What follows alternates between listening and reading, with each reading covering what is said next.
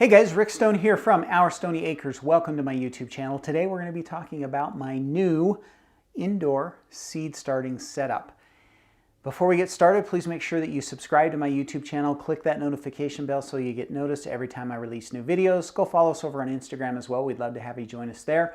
Also, stick around to the end of this video because I've got some exciting news about our 2023 Seed Starting Workshop. And I've got a date for you. Excited to announce that as well, so stick around to the end. Okay, so over the years, since we've lived in this house, I have been doing all of my seed starting out in the garage. It hasn't been that big of a deal, except for my really early plantings. So remember, I have cold frames and hoop houses, and so I get stuff out really, really early. And so I'm actually starting seedlings in early January and February. And I always feel like those seedlings don't do very well because it's so cold out in the garage. By the time we get to, March and April, when I'm doing my tomatoes and things like that, things seem to warm up out there and everything does okay. But those early plantings don't do very well. And so I've always wanted to move it inside here in the house, but we haven't had the space. Well, our kids are growing up. We're almost empty nesters now, and this bedroom is now free. And so we decided that we would bring it inside. My wife had a couple of requirements for me. She said, number one, it has to look nice. Number two, it can't stink. So I got both of those situations solved with the setup that I have going here. So here's what we did. So we bought this wire 5-tier shelving system. So we got this at a local hardware, or actually it's a big box national hardware store. The brand name is Style Selections, and it's a wire frame shelving system that I really like. So the one thing that I really like about it is that it's adjustable. So it has these little collars right here. You can move these guys up and down and then adjust where the shelves sit. So you're able to adapt however you want, which will be super nice. It wasn't super expensive, but it also wasn't cheap. $110 is what this cost me total, and it has 5 shelves. I'm going to use 3 shelves, 1, 2, and then 3 for actual seed starting. The bottom shelf and the top shelf will just be for storage items. So I'm pretty happy with this. It looks good, met that requirement. It's nice and sturdy, made out of stainless steel. Should be able to handle water and things like that just fine. So pretty happy with this. Now let's talk about the rest of the setup. So first off, we've got my lights where I'm going to do most of my seedling starting. And those are just simple fluorescent shop lights. So these guys cost about $30 each. I have fluorescent bulbs right now, but that's because I've had these for over 20 years. They're starting to wear out. I'll probably be replacing them in the next season or two. And when I do replace them, I will replace them with LEDs. I've done some research, and for starting seedlings, either LEDs or the fluorescent bulbs are fine. And that's all you really need. So that's what I'm going to use for most of my seedlings. And I'll have this bank here, and then there will also be a bank down here. I just need to get those rewired and brought in. The other thing that I have here is I actually have a grow light as well. So this is the Spider Farmer 1000. I actually did a video about this when I first got it, and you can go click on that if you want to learn more about it. But this is a grow light, okay? It's much more intense and puts out a lot more light. And it's also not necessary for starting seedlings. I use this for growing microgreens. I use it for growing herbs to full maturity. You could even do like peppers and tomatoes under this light to full maturity. It's a full spectrum light, lots and lots of power and lots of light.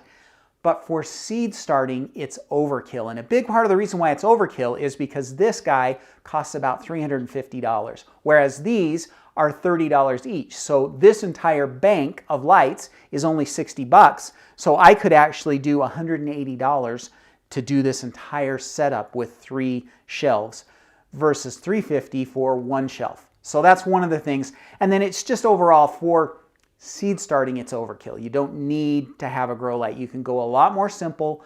And you'll be able to do that. Now, one of the nice things about this system is because it's wire, it gives us the ability to hang these lights from a chain, and then we can raise and lower those lights by adjusting that chain height, which is very important because as we're growing those seedlings, when they first start out, the lights need to be right down here on top of them so that they're getting plenty of light. And then as they start to grow, we'll want to raise those lights up. And so having the ability to hang the lights on chains and move them up and down is really, really nice, okay? Let's see what else we have here. So I do have a heat mat as well. So this is just a simple little heat mat, cost me about $15. And I use that for germinating my seedlings, and it works really well. So this is some lettuce seedlings that we are kind of just experimenting here in December with. And I put these on the heat mat Saturday. I'm filming this video on Wednesday, so 4 days, and we're already germinated, okay? So that is super nice, and it's nice to have a heat mat. It's not 100% necessary. You don't absolutely have to have a heat mat to start seedlings, okay? Other things, we've got just a surge protector that everything gets plugged into, and then the surge protector plugs into the wall, and it has a timer. So this is a timer, and I set that timer so that the lights turn on and off every 16 hours. So we have 16 hours of light, 8 hours of darkness, so that they actually still get some darkness. And this is really nice to have because then I don't have to remember to come in here. Another thing that we did in here indoors is we got this old boot tray. So this is just an old boot tray like you might put next to your door to put your shoes in. Water will pool in this, and we've put this down here on the lowest level basically to help protect the carpet. In case I spill or one of these containers leaks or something, we won't have water on the carpet. So that boot tray we added as well. Other nice things to have is, of course, a spray bottle. It's always nice to be able to kind of just spritz these guys as they're just starting to germinate.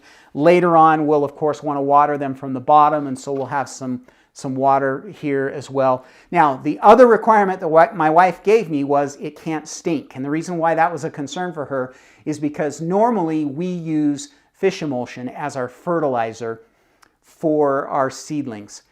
That had to go away. And so I tested all last season a new product that new to me called Turbo Organics. Now, this is not a sponsored video. I'm just giving a shout out to these guys because I liked their product. They're actually local to us here in Salt Lake City, Utah. Again, it's called Turbo Organic, and all one word. This is a good product. We used it all last season for both growing our seedlings and for out in the garden, and it worked really well as a fertilizer. So you might want to try and pick some of that up. And it doesn't smell, doesn't have any smell at all. So that met that requirement. So there you go. That is our indoor seed starting setup. Pretty simple. Right now we've got just a few lettuce plants. There's 30 of them here. Also, the other thing that we are doing is we've got some microgreens that we're just getting started. So these guys are still in their dark stage, covered up. Another day or so, and we will put these guys underneath the grow light as well. So having fun playing with it already. We really won't get rolling on most of our seed starting for another 6 weeks, but it's getting close. And so I thought that I would show you guys my new setup and let me know what you think. I think it's going to work out really well, and I'm excited to have it indoors where it's warm. The other thing is this room is right across the hall from my bedroom. That's going to remind me every day to come in here and check and water my starts, which sometimes when it's out in the garage, I forget. So hopefully that will help as well, okay? All right, so if you guys are interested in learning a little bit more about my seed starting technique and how I grow my own seedlings, you know, ultimately I'll probably have 300 or 400 seedlings growing on just this little shelf.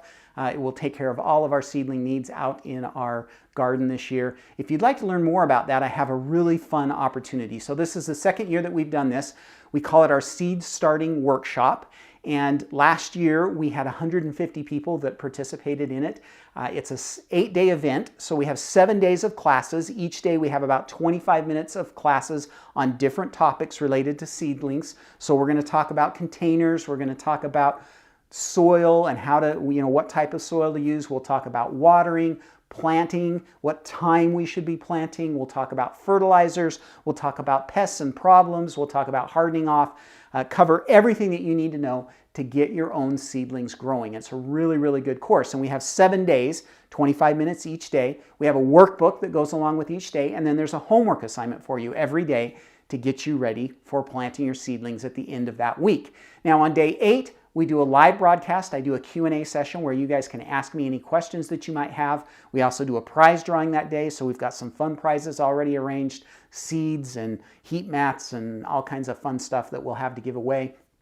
And you get all of that for $29. So the cost for the program, $29. We've tried to keep it as cheap as we possibly can. That's really good for an 8-day program like this. So very inexpensive, great way to learn how to grow your own seedlings. And right now, you should get your name on the wait list. So every year we do a wait list just so that I have a good idea of how many people are going to be attending. And so I would love it if you would either click on the link down in the description of this video, or you can click on this link right here. That will take you over to our website. All I need from you is your name and your email address, and then I will kind of keep you up to date as that program approaches. Now, if you happen to be watching this and it's not 2022, 2023, we do this every year, and so you can click on the link and sign up for that year's wait list as well, and we'll have that available all the time. So we do, again, this program this year, February 13th, 2023 is when we are going to be doing it. So I would love to have you come and join us. It's a lot of fun. People just had a blast last year. Everybody that participated thought it was great. So I would love to have you come and join us in that program. Okay? All right.